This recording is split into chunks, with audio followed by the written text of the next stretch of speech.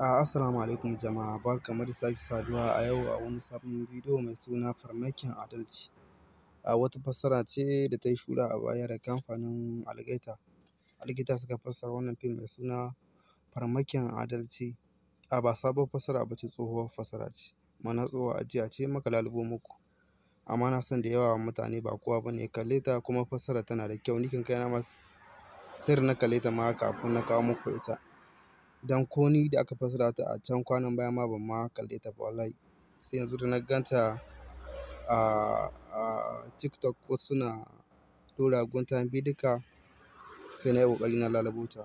Kuma da na samo ta na ce to bari na kawo ma jama'a ma'abota kallon fassarar Algaita. Fim ɗin yana da kyau. Sannan wannan fim yana ɗauke da makullan sirri guda 6. Makullan sirrin namu na yau ba a rubuta su ba, za na ringa faɗa muku su ne a baki. So saboda haka mu je ga makullan sirrin. Makullan sirri na farko za ka sa 2. Makullan sirrin guda 6 ce. Na faɗi ɗaya daga cikin guda 6.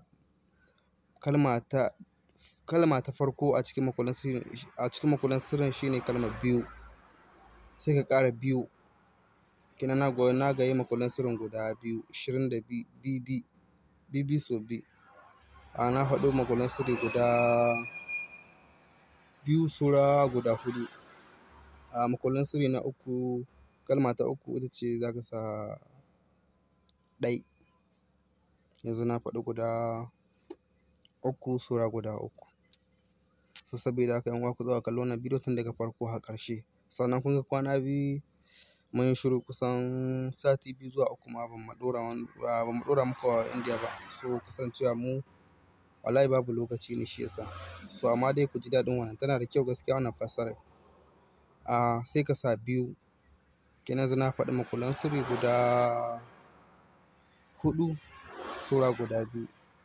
Bari na sake maimaita su. Sai ka sa 2, ka sa 2, ka sa 1, ka sa 2. Makullan sirri guda 4 ga sun na faɗi. Bibi, 1, 2. Makullan sirri guda 4 na faɗi saura guda 2.